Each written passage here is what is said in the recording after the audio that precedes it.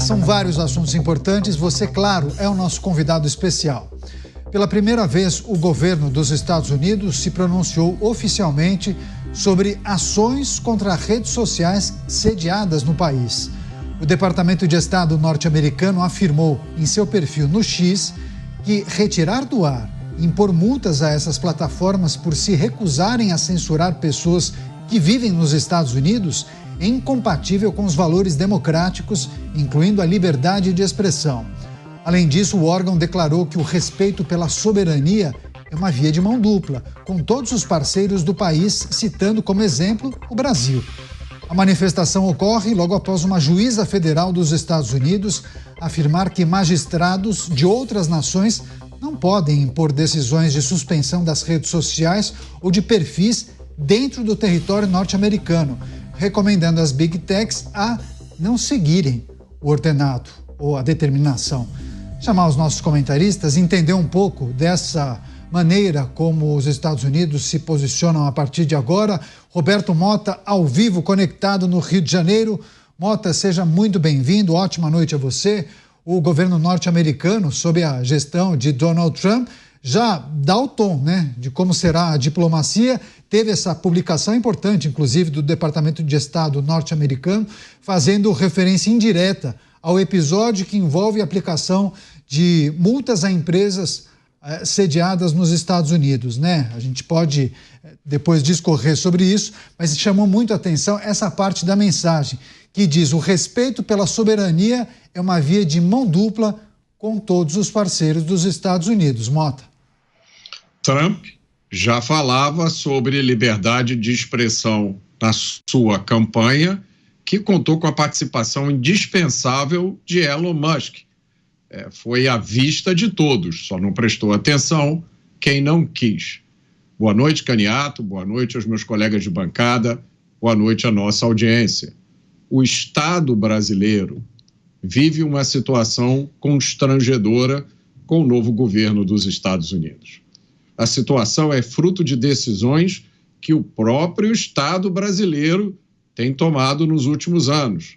Entre elas, a decisão de incluir um cidadão americano chamado Elon Musk em um inquérito. A decisão de retirar do ar redes sociais acabou de acontecer de novo, de congelar contas de uma empresa que não tinha nada a ver com a questão, apenas tinha um acionista em comum. A decisão de aplicar multas milionárias e insistir em práticas que até pouco tempo atrás ninguém hesitaria de chamar de censura. Agora, com o governo Trump, a situação se complicou. Parece até que pediram ajuda ao Itamaraty e que o Itamaraty teria dito que há pouco o que ele possa fazer. Eu acho essa posição do Itamaraty excessivamente otimista.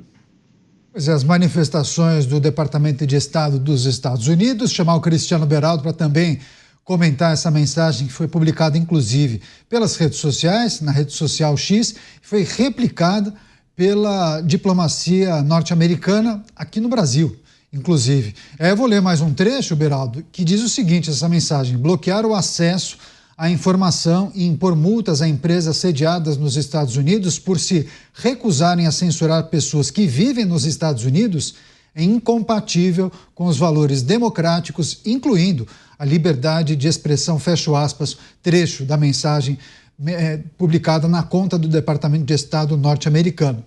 Ninguém pode reclamar de falta de transparência do governo norte-americano, que também já dá o tom de como será a diplomacia em relação aos demais países, sem exceção, inclusive, Exatamente, Caniato. O governo americano sendo muito transparente e o governo brasileiro, talvez, espero, se dando conta de que está numa arapuca que será difícil de sair conforme a conduta que está sendo adotada agora. Boa noite a você, boa noite ao Mota, ao Dávila, boa noite especial para a nossa audiência que nos prestigia cada vez mais todas as noites aqui nos Pingos nos Is. Caniato, se a gente observar o que aconteceu no Brasil depois do fim do governo militar, a partir da redemocratização, a partir da Constituição de 88, A própria Constituição, ela leva em conta a preocupação com a liberdade de expressão, ela leva em conta a liberdade que os próprios parlamentares devem ter para se expressarem livremente, salvo de qualquer tipo de represália por expressarem a sua opinião. E isso tudo foi acontecendo da forma que se esperava, até que o Brasil passou a ter alguns episódios que eram incompatíveis com esse espírito da Constituição e também incompatíveis com o que o mundo estava presenciando, porque vários países tiveram governos militares, a gente teve ali durante um longo período o mundo todo dominado por governos autoritários ou ameaças de autoritarismo e tal. E a partir da década de 80, década de 90, o mundo muda o seu espírito. Vários países retomaram seus processos democráticos e viram como era fundamental essa garantia da liberdade de expressão. Então vamos voltar lá em 2004. Em 2004, o governo brasileiro, presidente da República, chateado com uma matéria que foi feita por um jornalista norte-americano, dizendo que o presidente tinha hábitos pessoais que eram, de uma certa forma, ali, incompatíveis na visão dele, para a posição que ocupava. A reação do presidente naquele momento foi caçar o visto do jornalista norte-americano e expulsar o jornalista do Brasil. Uma vez anunciada essa medida completamente autoritária, houve aí um mal-estar muito grande e o governo brasileiro voltou atrás. O jornalista não teve o seu visto cassado e nem foi expulso do Brasil. Mas fica aquela marca. E aí depois a gente vai vendo episódios, esses episódios vão ficando cada vez mais frequentes. E nos últimos tempos eles estão aí atingindo uma esfera que realmente é inaceitável para alguém que diz preservar a Constituição, a liberdade de expressão, que tem na sua Constituição essa preocupação com a liberdade de expressão. Nós tivemos parlamentares penalizados pelas suas falas em plenário. Olha a loucura que chegamos. Nós tivemos pessoas sendo perseguidas, sim, pelas opiniões que emitiram. E a gente teve todo um cenário que causa muita estranheza a países que levam liberdade de expressão a sério, Canhato.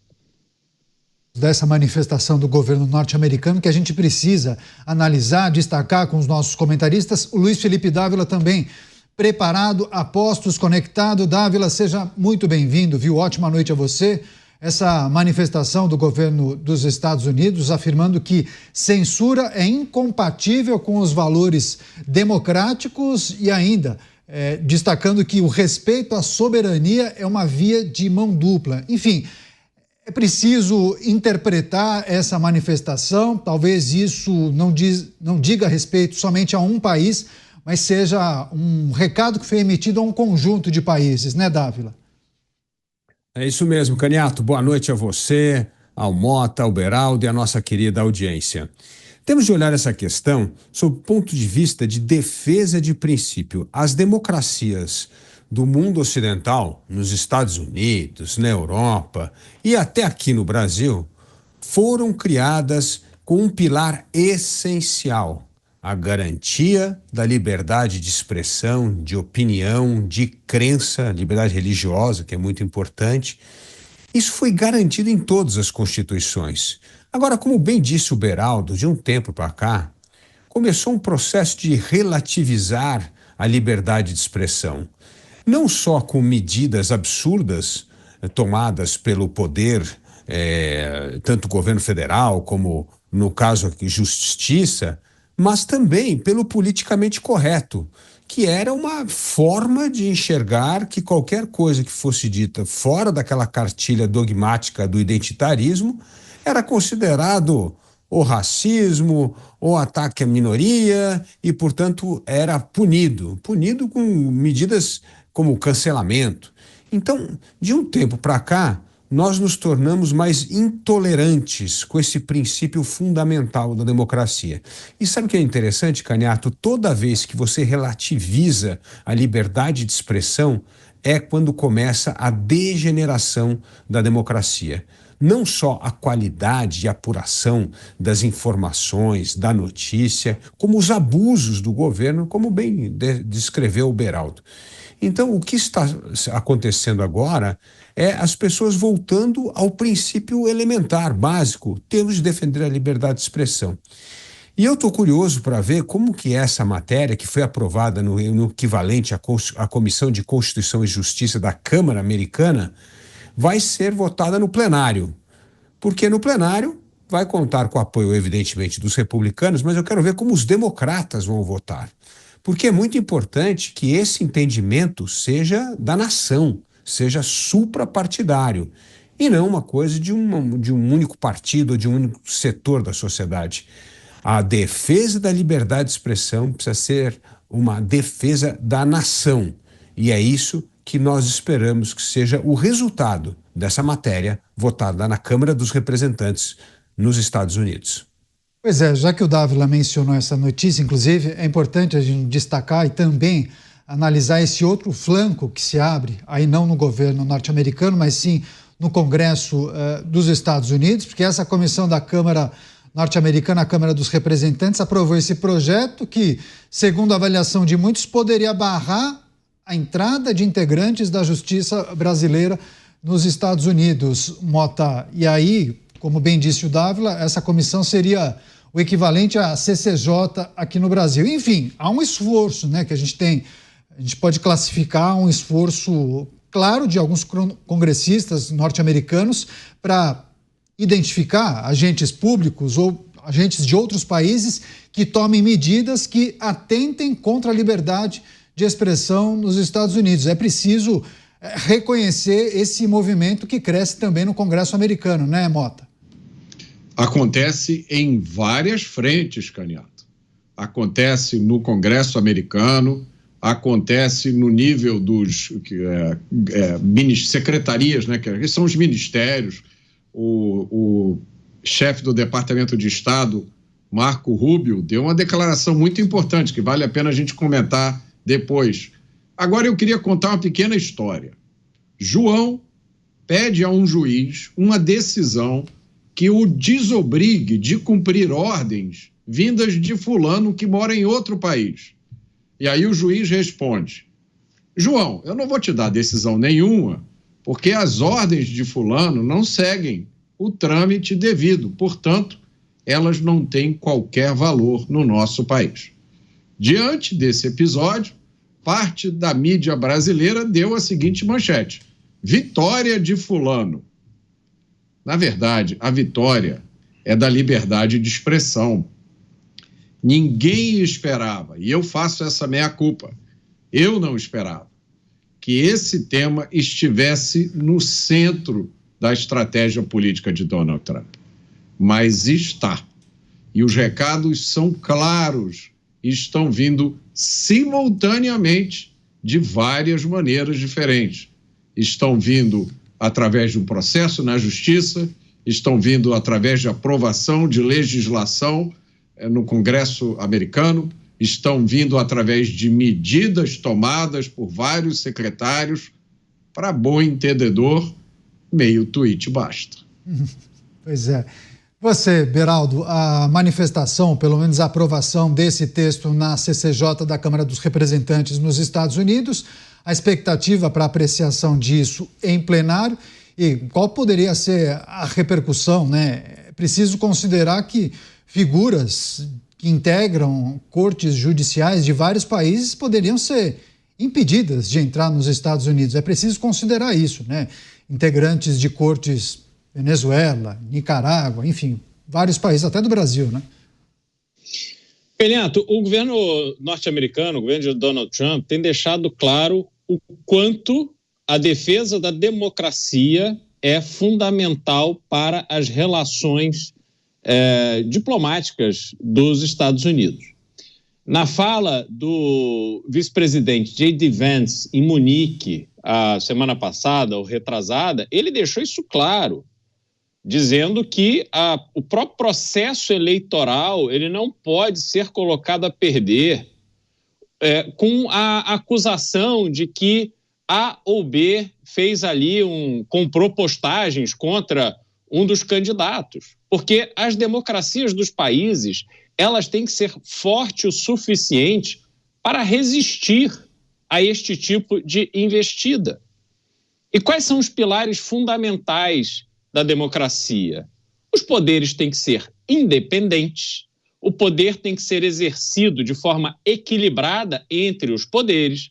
Liberdade de expressão é um pilar fundamental de um país democrático, respeito à propriedade privada e alguns outros elementos que são muito importantes para que você constate a existência efetiva de democracia num determinado país. Então, o posicionamento dos Estados Unidos ele está extremamente claro e eu não vejo o Brasil levar isso suficientemente a sério. Parece uma coisa corriqueira, parece algo que é bravata do laranjão do Trump, que é uma turma de fascistas que estão aí achando que são os xerifes do mundo e tal, mas não é assim que a banda toca, Canhato. E o Brasil, quanto antes se conscientizar disso, melhor. E por quê? Porque a relação comercial com os Estados Unidos é extremamente estratégica para qualquer país sério. A relação militar com os Estados Unidos também é algo extremamente importante para um país sério. E a gente não pode ficar fechado nesse nosso universo brasileiro em que todo mundo faz o que bem entende, conforme o poder que quer exercer, e não liga para as consequências, porque essas consequências acontecerão, mas elas não recairão, sobretudo nessas pessoas. A aprovação que houve na Câmara, na CCJ agora, da Câmara dos Representantes dos Estados Unidos, ela é um indicativo de que eles estão buscando penalizar pessoas que são responsáveis diretas por determinadas medidas. Mas é o povo brasileiro que vai vendo o seu país ficar cada vez mais distante do mundo evoluído.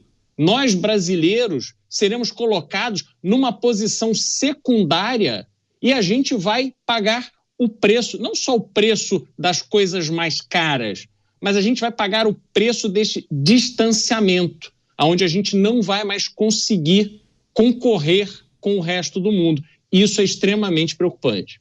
Pois é, inclusive, viu, Dávila, há uma expectativa sobre qual será o posicionamento do governo brasileiro via Itamaraty a respeito dessas manifestações do governo norte-americano. Segundo as informações, o Itamaraty estaria avaliando se responde ou não, porque a depender do posicionamento pode criar, inclusive, sei lá, um embrião de uma crise, né? O que a gente pode esperar a partir de uma manifestação do governo brasileiro via Itamaraty? O governo brasileiro deve fazer o que está na Constituição, é respeitar a Constituição. E a liberdade de expressão é plena, Canhata, é garantida no artigo 5º da Constituição, que é cláusula pétrea que ninguém pode mudar. Ou seja, se isto está santificado no documento mais importante da nação, que é a Constituição, por que não respeitar o que está na Constituição ao invés de arrumar celeuma com outro país? Porque o que o país está falando é de uma obviedade incrível. O que ele está dizendo, os Estados Unidos, é: vamos respeitar a nossa Constituição, o artigo, é a emenda 1ª dos Estados Unidos, e no Brasil a gente tem que respeitar a nossa Constituição e a cláusula pétrea, que é o artigo 5º. Se cada um fizer isso, não tem conflito. O conflito está em não respeitar um artigo constitucional que é vital em todas as democracias e transformar isso numa briga pessoal ou numa disputa de Estado. Então, eu não vejo que é possível escalar uma briga quando se trata de um princípio que é cláusula pétrea nas duas Constituições. Então, vamos respeitar, porque as primeiras 10 emendas da Constituição Americana, que é o Bill of Rights, é também como se fosse a nossa cláusula pétrea. Então, é só respeitar o que está na Constituição. Então, vamos parar de fazer pirotecnia com a Constituição. Vamos parar de dar um teor político e relativizar um princípio sagrado nas Constituições e vamos respeitá-las. Se fizer isso, não tem problema. Por isso que eu digo aqui, eu não sou contra Se o cara gosta de identitarismo, ele pode fazer o que quiser. O que não dá é para impor o dogma identitário nas universidades, no governo e punir as pessoas. Mas deixa as pessoas falar o que elas quiserem. O que não pode é querer impor as suas crenças nos outros. E é isso que estava acontecendo nos Estados Unidos e é isso que, de certa forma, está acontecendo no Brasil. Então, vamos parar com essa história de impor o que é certo e o que é errado, deixar as pessoas manifestarem as suas opiniões. E assim, nós não teremos briga. É só respeitar a Constituição. Depois da publicação do governo norte-americano, agora o Planalto estuda aí possíveis manifestações, um recado também, a publicação de um texto, uma resposta, mas com o objetivo de não esticar a corda, né? Não elevar a tensão entre os dois países. Essa é a ideia e também as informações que vêm à tona, viu, Mota? Para fechar você. Vai ser engraçado. Desculpe, eu não encontro outra palavra. Eu estava aqui tentando procurar uma outra palavra para descrever os próximos capítulos, né? Estou pensando aqui, o Planalto vai publicar isso numa rede social, será? Qual será a rede social? No Rumble não pode, porque o Rumble não está mais no Brasil, né? Teve que sair de novo. Eu acho que o recado que o Dávila deu vai se perder. E é por isso que nós chegamos no ponto em que nós chegamos. Na verdade, não somos nós, vamos ter cuidado com esse pronome. Na verdade, foi um pequeno grupo de pessoas que resolveu direcionar o país para essa situação onde ele está agora. Eu já disse isso, eu tenho a impressão que as autoridades do novo governo americano entendem a situação perfeitamente. Não existe nenhum risco de haver uma retaliação contra a nação brasileira. E aí eu só queria adicionar um pouco de tempero aqui no nosso papo, Caniato, mencionando o tweet do secretário de Estado. Ele fez esse tweet ontem, secretário Marco Rubio. Marco Rubio é nascido em Miami, mas ele é filho de asilados cubanos.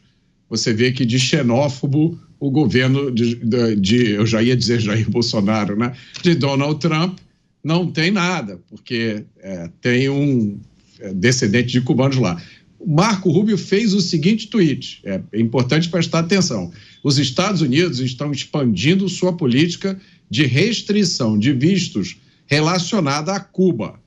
O Departamento de Estado tomou medidas para restringir a emissão de vistos para funcionários do governo cubano e de terceiros países cúmplices e indivíduos responsáveis pelo programa de exportação de mão de obra explorada de Cuba. Promoveremos a responsabilização do regime cubano por oprimir seu povo e todos aqueles que lucram com o trabalho forçado.